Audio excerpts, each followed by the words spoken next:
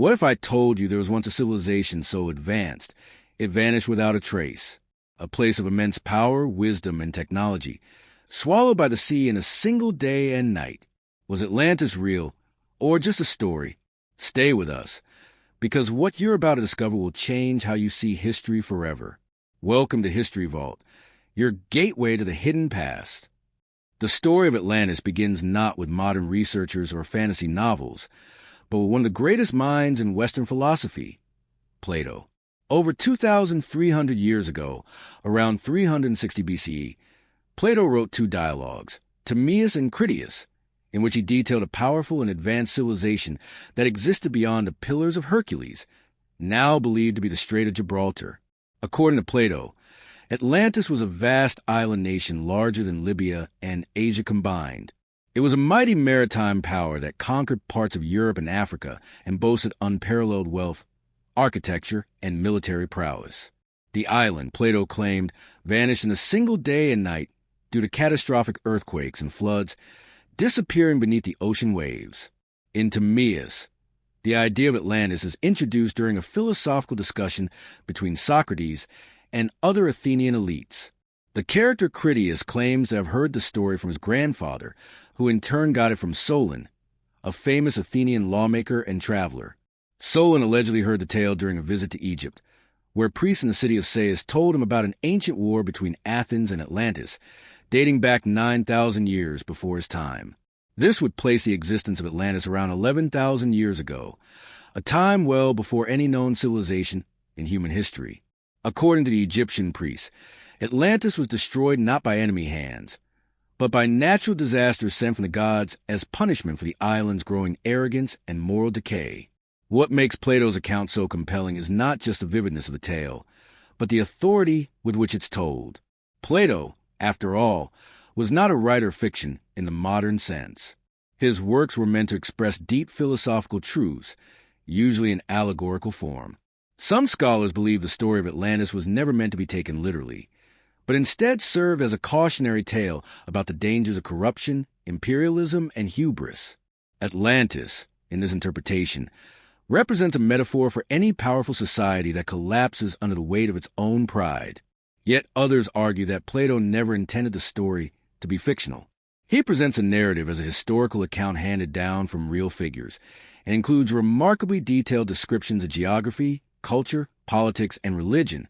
For instance, Plato describes the capital of Atlantis as a city built in concentric rings of land and water, with a central temple to Poseidon, the sea god, covered in silver and orichalcum, a mysterious, now-lost metal said to shine like fire. The Atlanteans are portrayed as demigods, descendants of Poseidon and mortal women, whose divine blood gradually thinned out over generations, causing them to become more corrupt and greedy. Despite all this, no earlier records of Atlantis exist.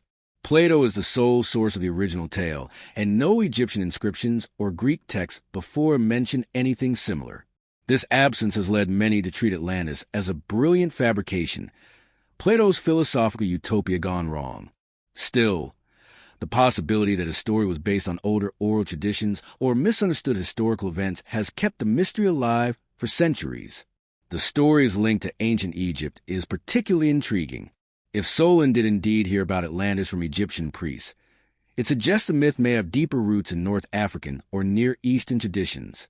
Some researchers speculate that memories of a prehistoric flood, such as the end of the last ice age around 11,000 years ago, could have inspired the Atlantis legend. Massive sea level rise during this time would have submerged large coastal regions and possibly wiped out early settlements, events that might have survived in myth and oral tradition. For centuries, the tale of Atlantis remained a relatively obscure philosophical anecdote. But during the Renaissance, European scholars rediscovered Plato's works, and with them, the allure of Atlantis began to grow. Explorers, mystics, and scientists alike became fascinated with the idea of a lost civilization more advanced than anything known in history. Some claimed it was located in the Atlantic Ocean, others in the Caribbean, Antarctica, or even beneath the sands of the Sahara. In modern times, interest in Atlantis has only intensified, with researchers ranging from serious academics to conspiracy theorists all weighing in. Some try to decode Plato's text for hidden clues, while others search for geological or archaeological evidence to support the tale. The one thing everyone agrees on is this: Plato's story has sparked the imagination of generations, challenging us to question what we truly know about our past. Atlantis, as described by Plato, was not just a mighty island empire. It was a marvel of ancient engineering, culture, and societal order. The Atlanteans were said to have created a civilization that outshone all others in wealth, architecture, and wisdom. Their cities, especially the capital, reflected a level of sophistication that seems almost futuristic even by today's standards. According to Plato's dialogue Critias, the heart of Atlantis was a massive, circular city constructed in concentric rings of land and water, with bridges connecting each level and canals providing navigational access throughout the city. The design was both practical and symbolic, signifying harmony between man, nature, and the divine. At the very center of the city stood a grand temple dedicated to Poseidon, the god of the sea, who according to the myth was the founder and protector of Atlantis. The temple was said to be colossal, with walls plated in precious metals, particularly orichalcum, a mythical material that glowed like fire and was second only to gold in value. Statues of Poseidon and his mortal wife Plato stood tall in the sanctum, surrounded by sculptures of their 10 sons, the first kings of Atlantis. These 10 rulers each governed different regions of the vast empire, but swore allegiance to the central authority. The political system of Atlantis, as Plato describes, was a perfect balance of monarchy and law, a harmony of power that ensured stability for generations. The Atlanteans were highly advanced in their use of resources. Their island was said to be rich in natural materials, copper, gold, silver, and orichalcum, as well as fertile land that provided for a large population. They constructed aqueducts, bridges, tunnels, and buildings on a grand scale. Their roads were paved, their harbors immense, and their ships capable of navigating across continents. There are accounts of enormous stone walls surrounding the rings of the city, covered in brilliant metals, and of towering gates through which one could pass from one circle to the next. Even the air was said to shimmer with the abundance of energy and brilliance the city emitted. Agriculture in Atlantis was equally sophisticated. Farmers practiced crop rotation, maintained vast irrigation systems, and raised animals in organized, sustainable systems. The island was described as being able to produce all it needed, fruits, grains, medicinal herbs, and livestock, without needing imports. Their climate, according to the myth, was mild and temperate, allowing multiple harvests a year. In many ways, Atlantis seemed like a self-sustaining utopia, immune to famine, poverty, or disease. The people of Atlantis were described as noble, disciplined, and morally upright, at least in their early generations. Being descendants of gods, they were believed to possess a special wisdom and a sense of justice that allowed them to build a powerful but peaceful empire. They engaged in philosophy, science, astronomy, and even spiritual practices. Their military, though powerful, was used primarily for defense and diplomacy, not conquest. For a time, they lived in harmony with both nature and each other, but over time, that divine essence began to fade. As their civilization grew more powerful, wealth and luxury began to take hold. The Atlanteans started to abandon their virtuous ways, replacing discipline with indulgence and wisdom with pride. They began to conquer other lands, not out of necessity, but out of greed and ambition. Their once balanced society began to tip toward decadence and corruption. Plato suggests that this moral decay did not go unnoticed by the gods. As Atlantis grew more arrogant and domineering, the divine favor they had once enjoyed began to wane. They waged war against the virtuous people of ancient Athens, a battle that, according to myth, they ultimately lost. This defeat marked the beginning of their end. The gods, angered by their fall from grace, unleashed cataclysmic disasters upon the land. In a single night of earthquakes and floods, the entire island of Atlantis was swallowed by the sea, vanishing without a trace. Many who study the legend believe that the grandeur of Atlantis was not just in its technology or wealth, but in what it represented: a civilization at the peak of human potential, living in harmony with the divine and the natural world. The fall of Atlantis is a warning that even the most advanced and enlightened societies can collapse if they lose their moral compass. Whether it was ever real or not, the story holds a mirror to the dangers of human pride and unchecked power. What remains so fascinating about Plato's description is the specificity. He doesn't speak in vague myths or poetic language. He offers measurements, materials, geography, and even details about laws and governance. He describes the Atlantean navy as enormous, with 1,200 warships and countless smaller vessels. He speaks of massive barracks for soldiers, temples of immense size, and a capital city with unmatched architectural splendor. This level of detail continues to fuel speculation even today. For many, the story of Atlantis is not just a tale of a sunken city, but a glimpse into a forgotten chapter of human history, perhaps even a distorted memory of a real civilization that existed long before written records. And as we dig deeper into the earth and the oceans, perhaps someday we'll find out just how much truth lies behind the myth. It happened in a single day and a single night. That's how Plato described the destruction of Atlantis: sudden, violent, and absolute. A civilization that once stood as a beacon of prosperity, power, and harmony was reduced to nothing, swallowed by the sea in a cataclysmic disaster. The imagery is haunting. Massive earthquakes splitting the ground beneath the palaces, walls crumbling as waves taller than buildings crashed over the city, and fires from the earth erupting as if the gods themselves were tearing it apart. In mere hours, what had taken generations to build was lost forever beneath the ocean's surface. But was it just a myth, or could such a catastrophe truly have taken place? Plato never elaborated in detail on the mechanics of the disaster. He claimed that Atlantis perished due to divine punishment. The gods, he said, grew angry at the Atlanteans' moral decline, their greed, ambition, and disregard for the sacred balance of life. The punishment was swift and merciless. Whether metaphor or memory, this divine wrath has fascinated generations of thinkers, giving rise to countless theories about how Atlantis could have actually sunk. Some researchers believe Plato may have been describing a real geological event. The most widely discussed possibility is a massive earthquake, followed by a tsunami. The Mediterranean region is a hotbed of tectonic activity. Throughout history, entire cities like Helike in Greece have vanished due to seismic shifts and flooding. In fact, Helike itself was destroyed by an earthquake and tsunami around 373 BC, just a few years before Plato wrote about Atlantis. It's possible that he drew inspiration from that event, blending real disaster with allegory. But there are older, deeper catastrophes etched into the Earth's memory, events far more devastating than anything in recorded history. Around 11,000 years ago, at the end of the last ice age, global temperatures rose dramatically, causing massive ice sheets to melt and sea levels to rise by hundreds of feet.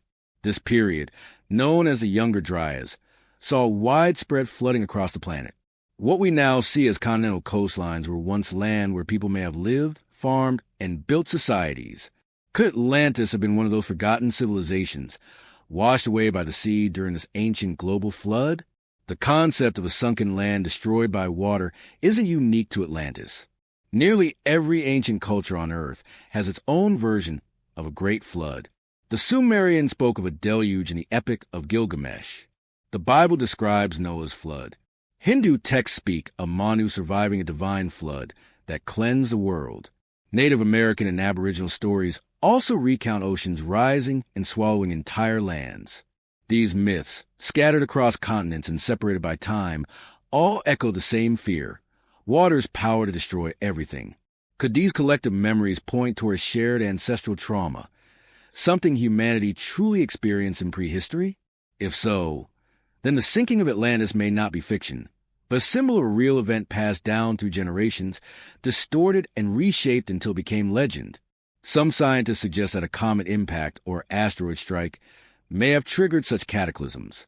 The Younger Dryas impact hypothesis proposes that a large space object hit the Earth around 12,800 years ago, causing fires, floods, and a sudden return to glacial conditions. This theory is still debated, but if proven true, it could explain massive upheavals in early human history, including the sudden disappearance of coastal settlements. The sheer violence described by Plato resonates with these possibilities. He speaks of the earth trembling, waves crashing over temples, and fire mingling with water. Such chaos could only be caused by a planetary-scale disaster. The Atlanteans, despite their advanced technology and architecture, were powerless before nature's fury.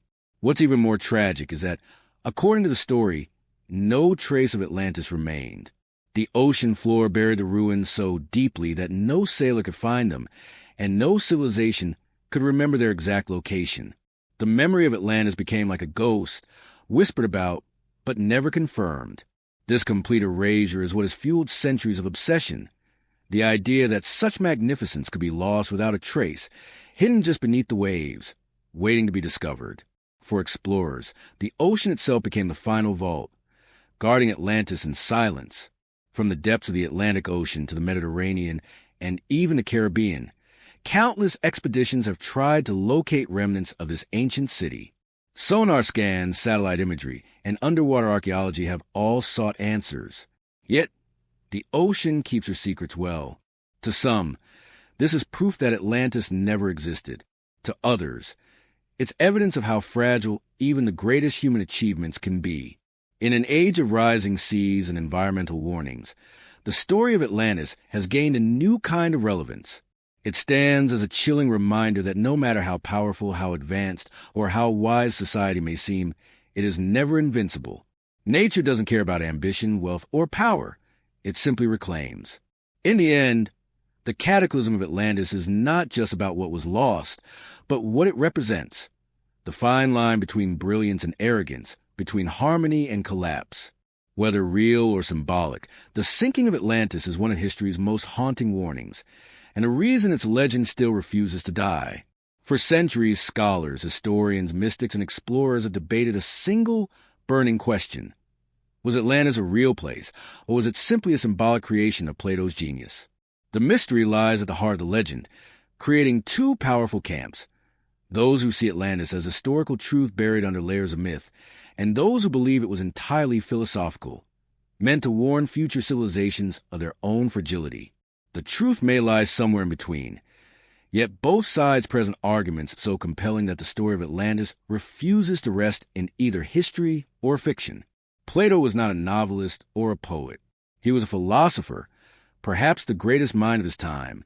His works were structured dialogues that explored ethics, politics, and the nature reality. In his dialogues Timaeus and Critias, where the story of Atlantis is found, he presents it as a factual historical account passed down from Egyptian priests to the Greek lawmaker Solon.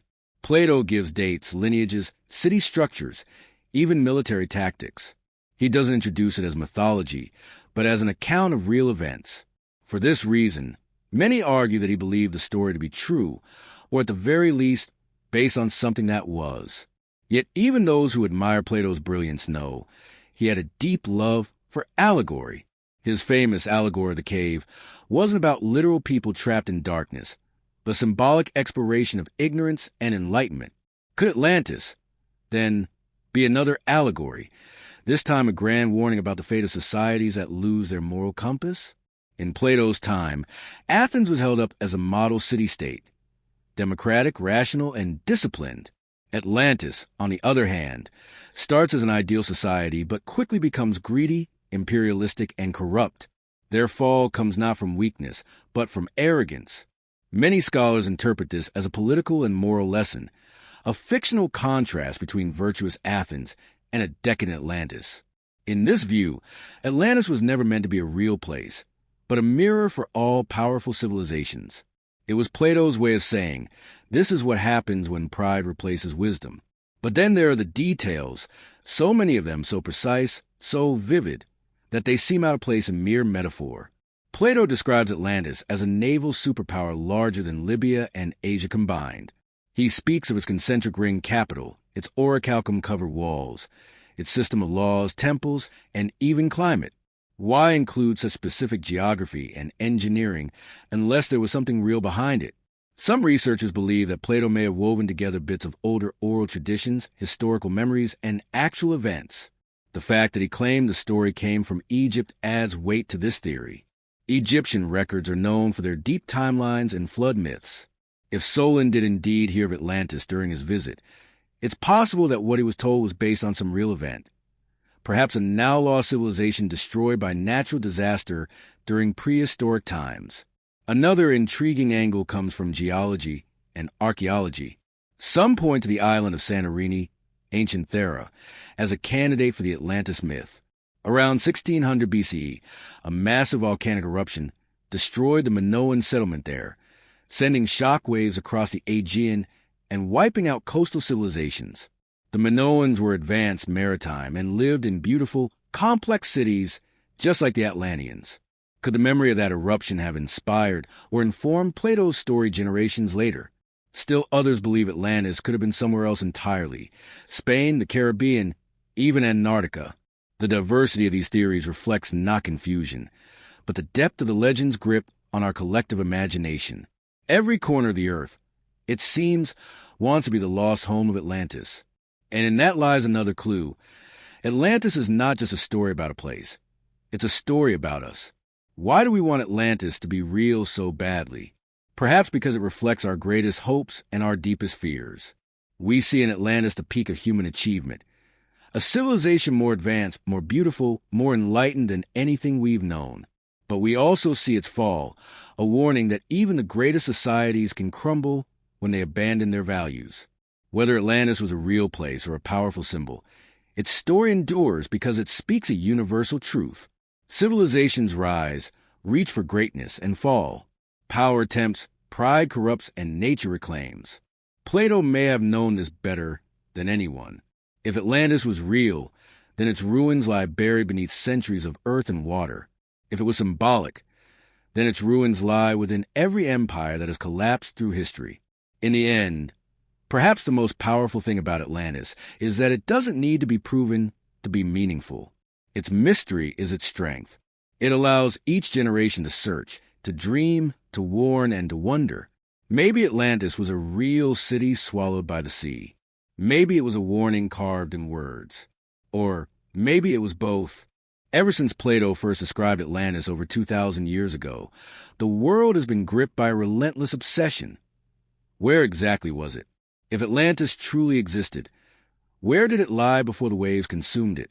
Over the centuries, dozens of locations have been proposed, each backed by its own interpretation of Plato's texts, archaeological clues, geological phenomena, or ancient maps. From Mediterranean islands to deep-sea plateaus, and even frozen Antarctica, the search for Atlantis has become one of the greatest mysteries in human history. Yet despite all efforts, no universally accepted location has been found. Theories continue to evolve, each more fascinating than the last. One of the most widely accepted hypotheses among mainstream scholars is the connection between Atlantis and the ancient Minoan civilization, centered on the island of Crete and the volcanic island of Santorini, Thera. Around 1600 BCE, the Minoans were the most advanced society in Europe, known for their palace complexes, art, and maritime power. But their civilization came to a sudden, violent end when a massive volcanic eruption on Thera triggered tsunamis, earthquakes, and climatic changes that devastated the region. The eruption was one of the most powerful in human history, and some researchers believe it could have inspired Plato's tale, passed down over generations as myth. The circular shape of Santorini's caldera, created by the eruption, even resembles Plato's description of Atlantis' concentric ring city. Others argue that Plato's reference to the Pillars of Hercules, commonly believed to be the Strait of Gibraltar, means that Atlantis was located somewhere in the Atlantic Ocean. This has led many to look westward, toward the Azores, a group of volcanic islands in the mid-Atlantic. The Azores sit atop the Mid-Atlantic Ridge, a geologically unstable region with deep-sea ridges and underwater plateaus. Some claim the submerged land could have once hosted a great civilization, destroyed by seismic activity and rising sea levels. Satellite imagery and sonar have revealed unusual structures on the ocean floor in this area, though none have been definitively linked to human activity. In southern Spain, near the Diana National Park, another possible site for Atlantis has emerged. In recent years, archaeologists have uncovered circular ruins buried under marshlands near the town of Cadiz. These formations closely resemble Plato's layout of Atlantis, a central structure surrounded by rings.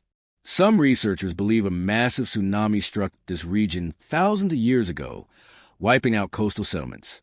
If true, Atlantis may have existed not in the deep ocean, but on land that was later swallowed by water due to flooding and tectonic shifts. The geological evidence and satellite scans of this region have added fuel to the theory.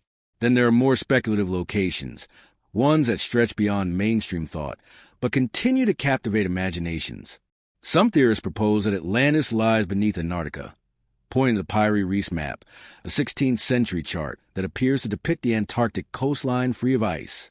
This has led to claims that Atlantis existed before the last ice age and was buried under thousands of years of snow and ice. While most scientists dismiss this theory due to lack of concrete evidence, it remains a popular idea among alternative historians and conspiracy theorists. The Caribbean has also been suggested as a possible home for Atlantis, especially areas near Cuba and the Bahamas. In 2001, a team of researchers scanning the ocean floor off the coast of Cuba discovered unusual stone formations resembling roads, walls, and possible structures. Some even suggested these could be ruins of an ancient sunken city. Likewise, the Bimini Road, a submerged rock formation near the Bahamas, has long been believed by some to be remnants of an ancient civilization. Though mainstream geology explains it as a natural limestone formation, believers continue to claim it is man-made. Despite the wide range of theories, each with passionate supporters, none have conclusively proven Atlantis' existence. Part of the challenge lies in Plato's own writings, which are both specific and ambiguous. He gives exact measurements and directions, but his timelines, claiming Atlantis existed 9,000 years before Solon, push the legend back to a time when history, as we know it, simply didn't exist. Some scholars believe Plato deliberately exaggerated to enhance the philosophical weight of the story. Others believe he might have misunderstood or creatively adapted older tales he heard secondhand. Technological advancements have only deepened the mystery. Underwater scanning, satellite mapping, and marine archaeology have opened new possibilities in recent decades. Yet for every strange structure discovered on the ocean floor, there remains a burden of proof. Artifacts, inscriptions, human remains, all the things that transform a legend into history. Atlantis, so far, remains just out of reach. But maybe that's why it still captures our imagination. The very absence of certainty invites endless exploration. Atlantis has become more than a physical place. It's an idea, a symbol of lost knowledge, ancient wisdom, and fragility of even the greatest human achievements. Whether under a marsh beneath volcanic rock, hidden deep in the Atlantic, or nowhere at all, the hunt for Atlantis continues. Not just through maps and sonar, but in our collective longing to uncover the past. In the end, the most compelling locations for Atlantis may be the ones we haven't discovered yet. Somewhere out there, under the sea or buried in forgotten land, might lie the ruins of a world we've only ever dreamed about. And until we find them, the mystery of Atlantis will never truly die. So, was Atlantis a real civilization lost beneath the waves, or just a timeless warning carved into our imagination? The truth, it seems, remains hidden, just like the city itself. But maybe that's the point. Atlantis challenges us to look deeper, to question everything we think we know about the past and ourselves. If a world like that once existed, what else have we forgotten? What do you believe? Was Atlantis a myth or a memory? Let us know in the comments below. And if this mystery intrigued you, don't forget to like, share, and subscribe to History Vault. Because the past is never truly gone. It's just waiting to be rediscovered.